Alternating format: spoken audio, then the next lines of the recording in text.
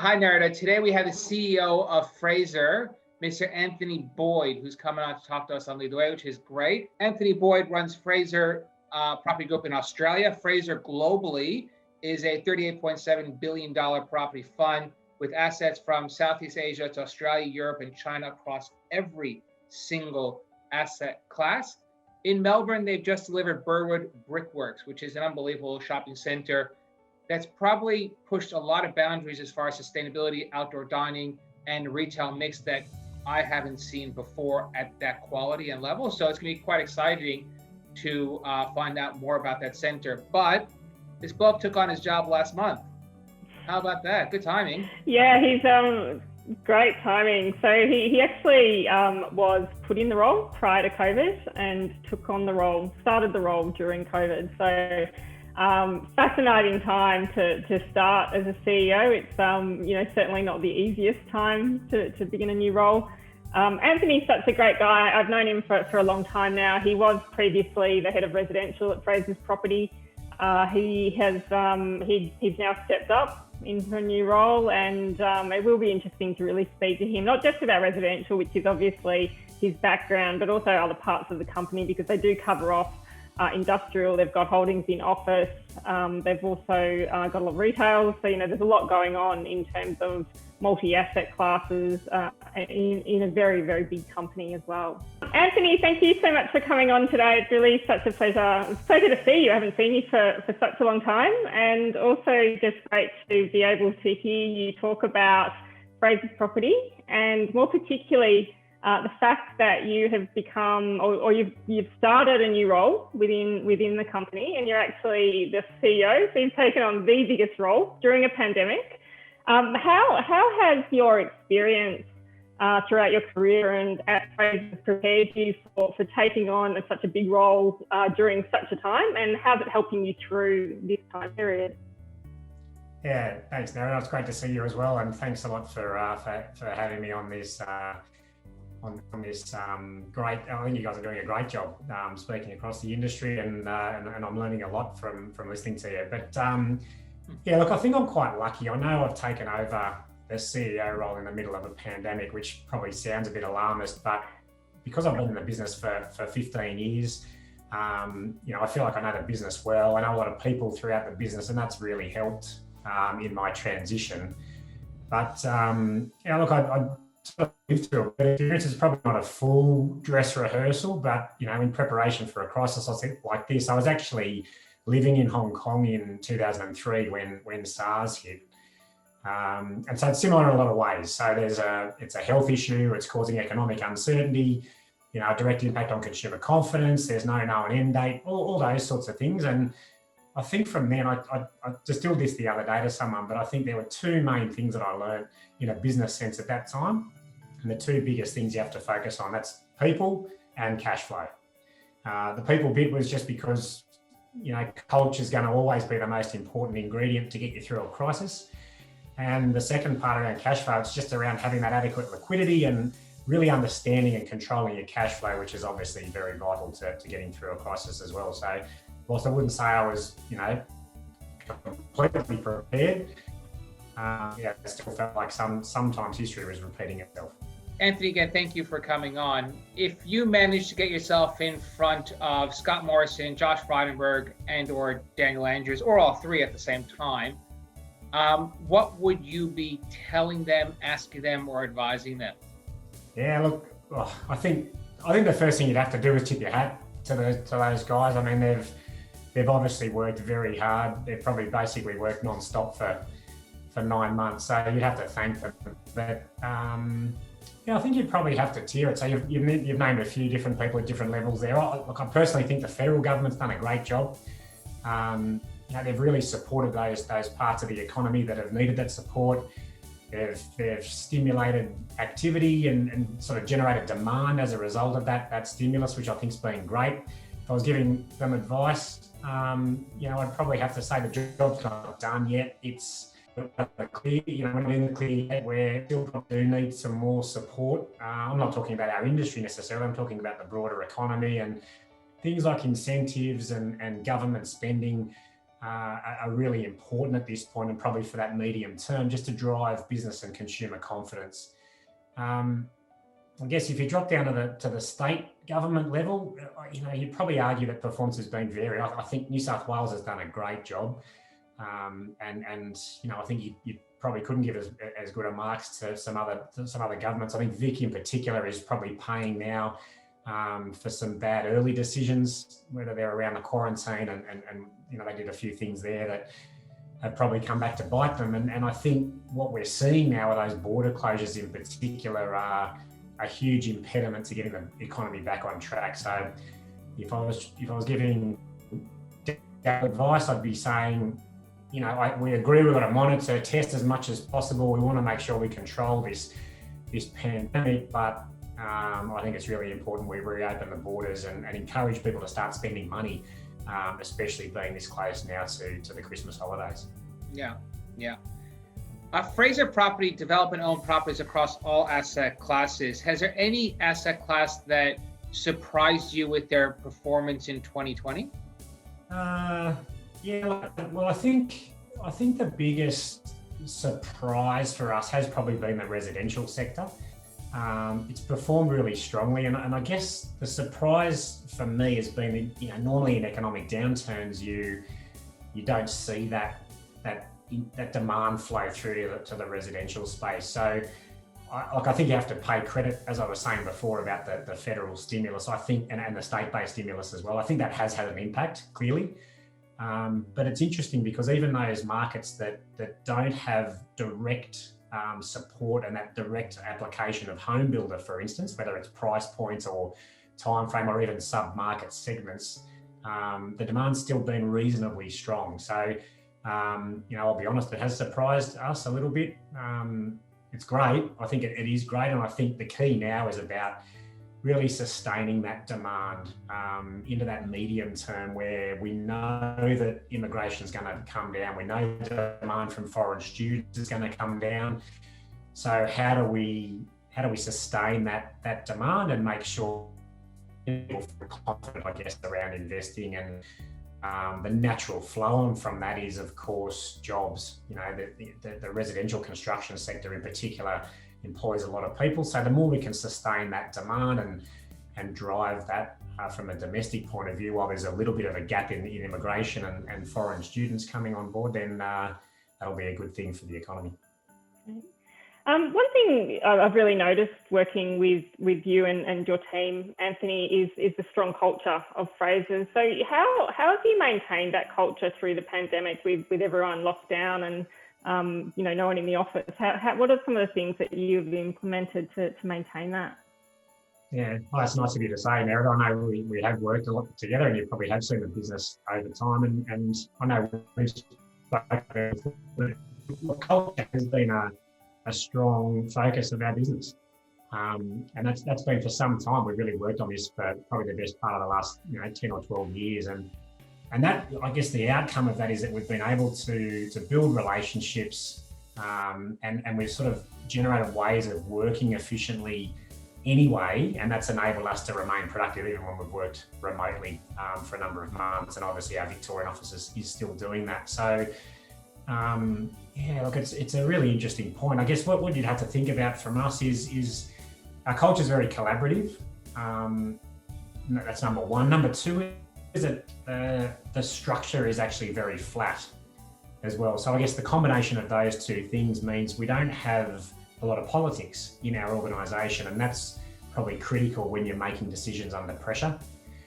And I guess we're also lucky to some degree because we're a project-based business, so we're able to focus on doing those little things well, focusing on what's best for our customers. And I think looking back, I think we were quite mature. What's Fraser's view on people going back into the offices, and what role will offices play within businesses here in Australia moving forward?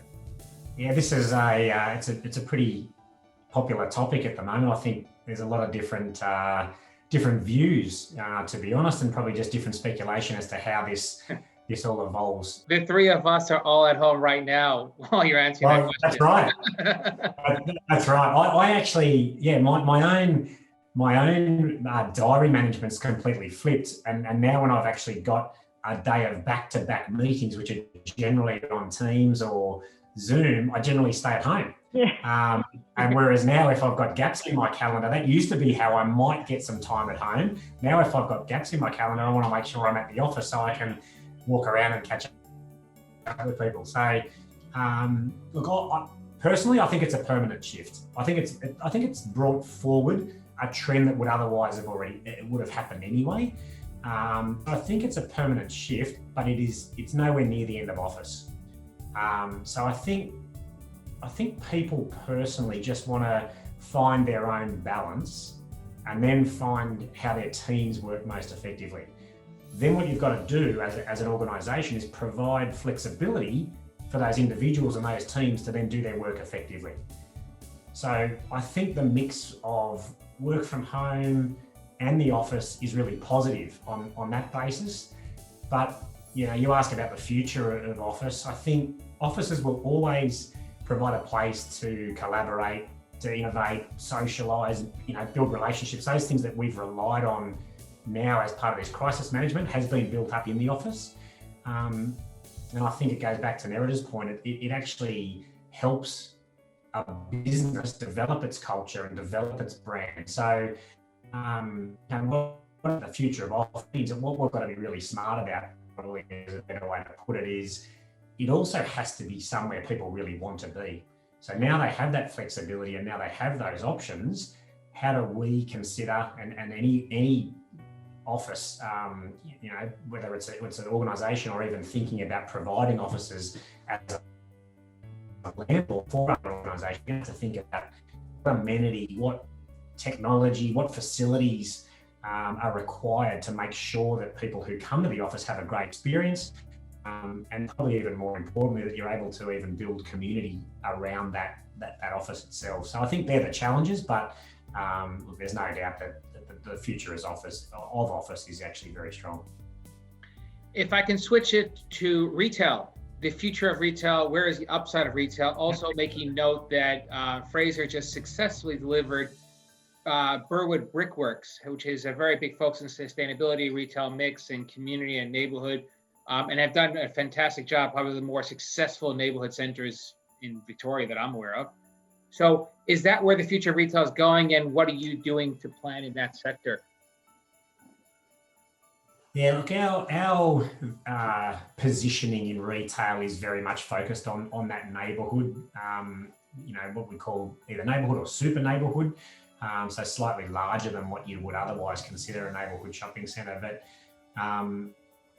Burwood's one of those really interesting ones, in that it's just been a victim of COVID in that period since it's been open. So it opened earlier in the year. It was just before those restrictions were put in place, and so it's been limited in its ability to trade properly. And to be honest, I really personally feel for our awesome tenants down there. They've had a series of false starts, and it's been really hard for them to just get into a rhythm.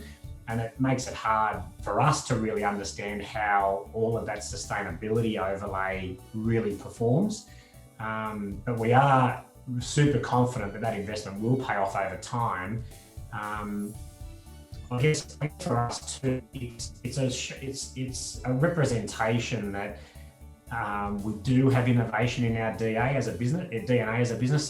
So to push those boundaries and to think about what might be possible, Burwood Brickworks is a perfect example, because what we've done there is absolutely at the forefront of sustainability. It's actually, I don't think, ever been done, the living building challenge in a commercial environment. So that'll enable us to learn a lot and adapt those ideas and technologies into future projects. But I think broadly, retail, is a question mark as well. Same as what we were saying before around office. The future of retail is being discussed a lot here in Australia and overseas. So, my own view is I think the right retail will always thrive and will thrive long into the future. And the key elements, I think, of what provides that right retail is always thinking about the local context. So how are you relevant to your local context? Is it convenience, safety, it has to feel comfortable, and it's often the center of a community. That's what retail does. So the other way that you can, think about somewhat future-proofing retail, I think, is around making sure that there's experiences, in a center that can't be replicated online, for instance. So that might be food, it might be entertainment. It probably has to work in harmony with online retail as an evolution moving forward. And then I think you've got to adapt that space too. So how can you adapt that? Is it about partnering with logistics? Is it the extension of last mile logistics? All of those things. But what do you guys think? Do you think that there's going to be a significant change in how Australians use retail and how they see retail moving forward?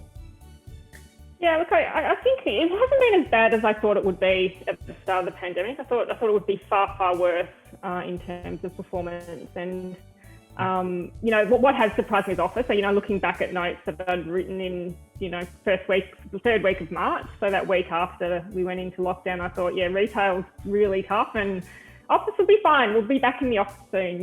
Whereas what's transpired is this complete structural shift in the office market, whereas retail was already kind of happening, that shift to online, which has kind of accelerated it. So, I think that concept of revenge spending, I think that's likely, and we've seen it in the retail trade figures. But shopping locally, shopping at Harvey Norman having his record profit, talking to the Large Format Retailers Association, they're like, our members are really happy at the moment. So, I think it has been far more positive. But Zelman, you might have a little bit of a different perspective working in retail leasing. Yeah, I think retail, way I was trained for the last 11 years doing retail leasing, is that retail is about customers and location. And customer is the first part of that equation. So you can call it any way you want, put it anywhere you want, have as much technology, but if you're rude to your customers and you don't have a good location, your business is going to suck anyways. Online has certainly advanced probably 5-6 years in the last 3 months, but it has met with the store where they're both working as a seamless business. So I think online used to be this nice to have to now a must have, and shops have become that must to have to that could work really well with the online. And if you look after what your customer wants, which is the convenience to choose between the two, you're home. And no matter what you're selling and how much the price is almost irrelevant. I think shopping centers both will have retail customers come in the door, and then online customers go out the back door. So logistics and malls and retail stores will become one. And that's part of that, both those worlds turning into one. And the quicker landlords can work out how to commercialize online retailing and embrace it, the quicker that road will just keep going. Yeah, no, it's a good perspective. I think it always provides that. It's a point in a community. Often it's where people go and spend time, right? It provides things in addition to just that retail moment. So I think, like you say, if you really think about what that means for people, I think the future. And look, it might change a little bit in terms of how we do retail, but I think it's like you say, you get it right, and I think it'll be really successful. Anthony, CBD versus suburbs. Obviously, you do both projects in both areas. I mean, what's your view on our CBD markets going forward? Yeah, look, I think CBDs will always play a big place in Australian economy. So I think where they have traditionally provided, a large percentage of our GDP, it's where a lot of our jobs are located. I don't think that will change significantly. I think there is a little bit of, maybe there's already some trending into sort of suburban office and some of those types of things, but I don't think it'll structurally shift the way CBDs are positioned in our economy. One of the things I always think about is relative to other CBDs and global cities. I think the Australian CBDs are set up well, they function pretty well. And I think actually in addition to that, you can see all of our cities being able to grow. So I think you have to think about that in the same context of strong infrastructure investment, for instance, and how you do smart kind of mixed use developments around that infrastructure. That's going to be really important. But we've got, we always look at good opportunities in CBDs and we'll always do a mix, I think, as a business between, CBD focused development and suburban development. Anthony, what would your advice be to young people in this market that will be starting their careers or starting new jobs, like you just started a new job? What would your advice be to them of how to kind of take advantage of the situation or to continue and grow their career? Yeah, I guess there's sort of two levels, I guess. There's a personal level advice, I guess, that you could give, and professional level. So on a personal level, I think I'd just say to people, don't take yourself too seriously. Keep things in perspective. Don't be afraid to laugh, have fun. We often say it at Frasers, it's such a great place to work because people are themselves, and we have a lot of fun, even though it's often can be quite stressful as well. But making sure that people balance their career with doing other things that they enjoy, having other interests.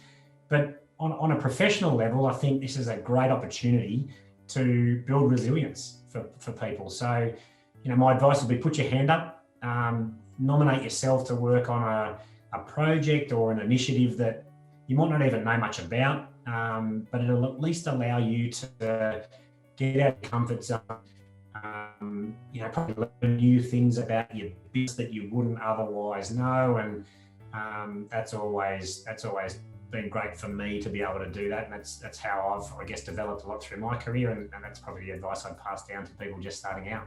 Anthony, what are some of the good or bad habits you're going to try to continue or kill post-lockdown in Sydney? Yeah, I think if I had to probably pick a bad habit, it'd probably be just working more, mainly because of the convenience of just having the computer there, switched on, plugged in, all the screens working, etc., and probably just checking things later at night than I would normally or would have before that. So it'd be great to kill that. I'm trying to do that, but I think the good habit for me is actually maintaining that balance of working from home and working from the office. I think the thing that's done for me personally is I've been able to be more flexible with my exercise. So normally I'd run first thing in the morning, often before light. Now I've been actually going for a run at different times of the day to try to break up the mind drain of sitting on a Zoom call or a day-to-day, back-to-back Teams calls. And I have to admit, there's been plenty of times where I've been sitting on a Zoom call with probably a business shirt up top and a pair of running shoes and shorts on down below, to go straight after the meeting for a run. So maybe that's a bad habit. I'm not sure actually now that I say that, but I think of it as a good habit because it really does mix up your day and break your week up. Good answer. Have you improved your speeds and distances in running during COVID? I don't know if it's improved. I probably maintain them. So that's probably a good thing. As I said, it's been this great opportunity to do it at different times. I normally am so regimented, thinking I've got to be in the office by that time, and now I just feel it's a bit more relaxed and a bit more, organic. About, I've got an hour now, I can go for a quick run. It's been a lot more relaxing, I think. That's fun. Right. All right, final question, Anthony. What do you see as the biggest opportunity to come out of this crisis? If I think about this in a business context, I think the thing for me, one of the biggest things I think I've seen the trend is that people have come from facing the big global trends, frequent travel, big picture issues and all of those things that normally consume so much of people's time, to actually focusing more at that neighbourhood level, and how it sort of relates to them and their families. And to me, as an incoming CEO in a business that does what we do, the chance to enhance that sort of local community connection and that sense of belonging is a huge opportunity. And I think the rebalance, I guess, for want of a better term, that's given everyone is an opportunity to really rethink what's important. So for me personally, I think in addition to creating great places, it's more important than ever to create belonging. So that to me is a great opportunity, and how that evolves into the future is a really exciting thing for our business. Great. Anthony, thank you for coming on. It was great to see you. I haven't seen you since before COVID, so really good to see you, and well done on the new role. It's really exciting to be coming in as a CEO at this time, particularly for such a great company as Frasers, so well done. Yeah, thank you very Thanks much very much for taking the time. We really, really appreciate it. Yeah, no, it's been really enjoyable actually. It's great to sort of chat about things like that, and as I said at the beginning, you guys are doing a great job just getting different opinions from different people, because it's really interesting to just hear where other people are fitting, and it's always good to catch up. Hopefully we get a chance to play in person. Yeah. We look forward to having you on again Totally. face to face next time. That would be great.